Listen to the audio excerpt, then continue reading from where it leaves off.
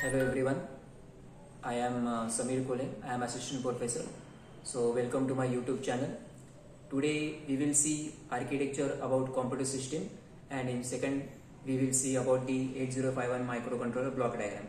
So coming to the first point, in computer system always there is a architecture pattern which is being obeyed. So there are two architecture patterns. First one is about von Neumann and second is about Harvard architecture. So even if you consider microprocessor or microcontroller, von Neumann or Harvard architecture can be observed in either microprocessor and microcontroller. So coming to von Neumann architecture, in von Neumann architecture we have a CPU and we have a memory. In memory, program memory and data memory is itself inbuilt. So there is no separation between these two. So if you see in this diagram, data bus is separate in von Neumann and address bus is separate for these two. Then coming to the Harvard architecture, in Harvard architecture both the memories are different from each other.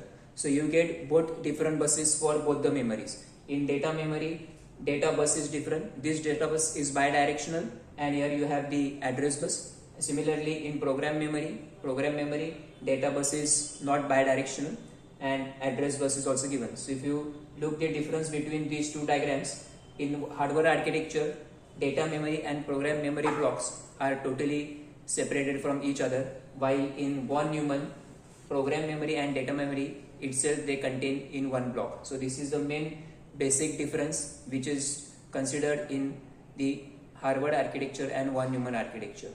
Coming to the next point, in next point we will see about the 8051 microcontroller block diagram. So this is the 8051 microcontroller block diagram. Giving a basic introduction, 8051 microcontroller was introduced by the Intel company and its datasheet is called as MCS51. So Intel initially manufactured this 8051 microcontroller, and if you search on the Google about the MCS51 datasheet, you will get the total datasheet of this 8051 microcontroller, and about all in this datasheet the specification, architecture, pin diagrams, port pins, and then whether the microcontroller is of 8-bit, 16-bit, etc. All the specification is given in this Intel MCS51.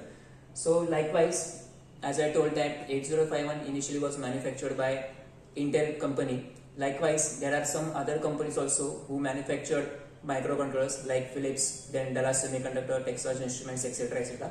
But they have their different names. The similarity is that they have considered the architecture of MCS51, which was manufactured by Intel, and the architecture was then considered and the other companies manufactured their own microcontrollers. So coming to the basic microcontroller 8051, this is the block diagram. In this block diagram there are different blocks. First block is about the CPU. CPU contains main part, central processing unit. In it has ALU, which performs arithmetic and logical operations. So different arithmetic and logical operations can be performed in this. Arithmetic operations like addition, subtraction, multiplication, division can be performed, and logical operations like AND, OR, XOR, etc. can be performed in this CPU. In this CPU,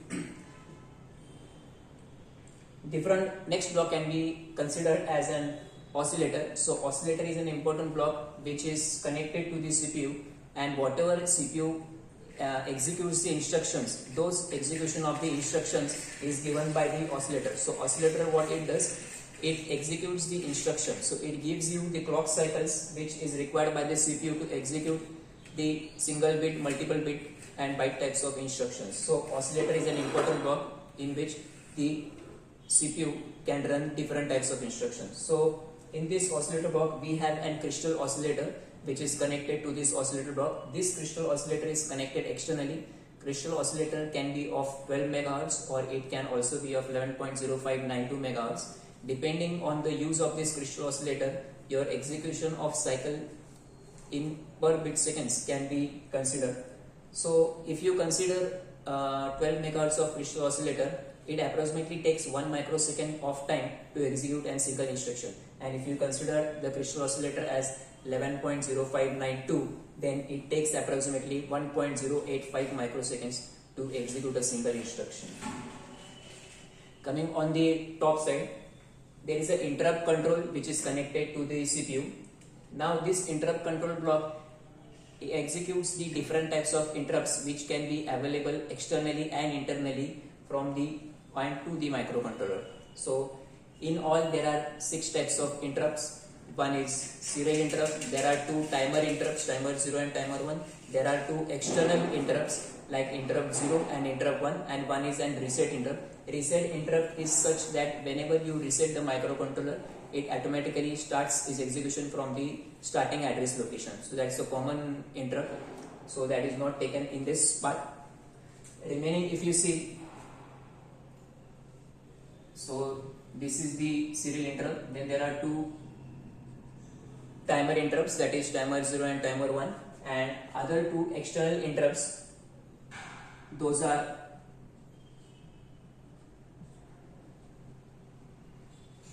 interrupt 0 and interrupt 1. So interrupt 0 and interrupt 1 are external interrupts, timer 0 and timer 1 are the internal interrupts. This main, if you consider the black portion shown over here, this is the bus system. So the CPU is connected to the all the blocks in this block diagram by this bus system. So you can see that this bus system is bidirectional, so data or addresses can go from the CPU to the block and come from this block to the CPU. So this is the different bus. Then next block is called as RAM, that is called as random access memory. In 8051 we have 128 bytes of RAM. In this 128 bytes of RAM, there are different types of internal organization. In this internal organization, 32 bytes out of this 128 bytes of RAM is given to the 4 banks. Those banks are bank 0, bank 1, bank 2 and bank 3.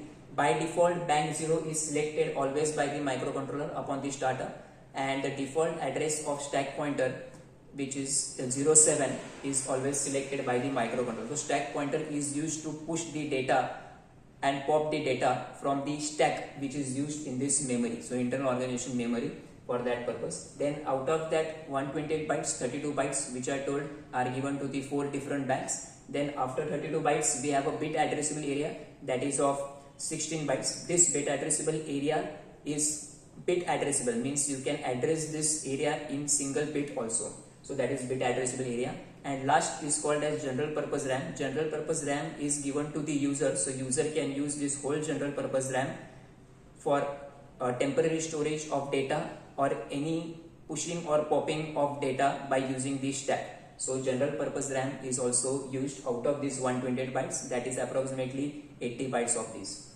Then next block is called as read only memory. Read only memory is size of 4 kilobytes. So this RAM and ROM are totally itself on chip.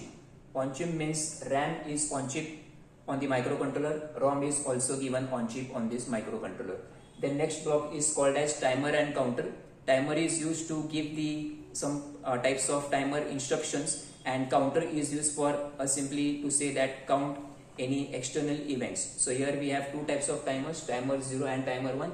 This block is a total of 16 bit. So timer 0 and timer 1 is of 16 bits. Then coming at the bottom we have bus control. Bus control block is very important because it controls this bus. So whatever data and address which are going from the CPU or coming to the CPU, that is totally controlled by this bus control block. So this whole bus is controlled by this bus control block. Then we have input output ports. We have 4 input output ports: port 0, port 2, port 1 and port 3. Now if you consider 8051 microcontroller, in all total 8051 microcontroller has 40 pins, 40. So it has 40 pins. So out of these 40 pins, 32 pins are been given to these 4 ports, because these 4 ports, each port is of 8 bit. So as I previously told, microcontroller is of 8 bit. So each port is of 8 bit. Likewise we get 32 pins which can be used for any external interfacing with the microcontroller. So out of these 4 ports are bidirectional, and coming to the port 0 and port 2, port 0 and port 2 are is used for address and data. So port 0 and port 2 is used to connect any external memory to the microcontroller. So port 0 has lower addresses and port 2 has higher addresses. So in all total, if you consider these 2 ports, we total have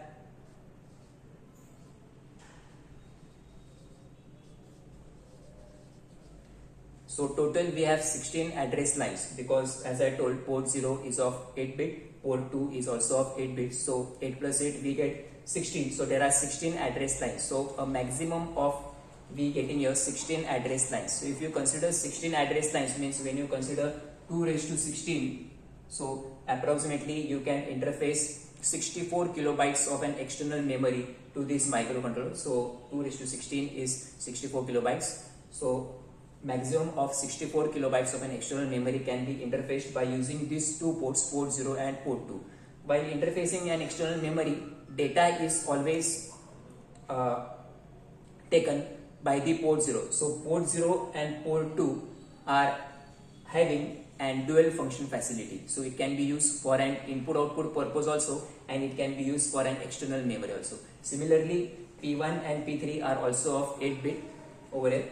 Then port 0 is very important, because here we have to connect an external pull-up register, and for remaining ports P1, P2 and P3, the external pull-up register is not present, because the pull-up register is already given in the internal architecture. But whenever you are using port 0, so you need to connect the external pull-up register. This is useful when you are interfacing an external memory to the microcontroller. So external memory, as I told, maximum of 64 kilobytes of external memory can be interfaced to the microcontroller. Then coming to the last block, here we have a serial port. So serial port means here you can do the serial communication. This block is universal asynchronous receiver transmitter. So you can do the universal asynchronous receiver and transmitter communication using these serial ports. It has two pins, TXD and RXD. TXD is used for transmitting any data, and RXD is used for receiving any data inside the microcontroller. So as we know, everyone, we use mobile phones. In mobile phones we have the USB slot. Coming to the latest technology, we all have C types of USB chargers. So in these C types of USB chargers, if you consider any USB pins, there are 4 pins available in this USB. 2 pins of those are called as TX and RX, and another 2 pins are of power supply, that is plus and negative. So negative can be ground. So whenever you connect your mobile phone to the charger, the 2 pins, positive and negative, that is the ground, they get connected. And whenever you connect your mobile phone to any PC or any laptop, we get a notification on the top whether you want to charge your phone or whether you want to transfer any file, etc. So whenever you select the option of transferring the file, these 2 pins get activated on the USB slot. So you just remember that in the USB port you have 4 pins, that is positive, approximately plus 5 volt. Then you have 2 pins, TX and RX, for serial communication, and 1 pin is ground. So in this way the USB works.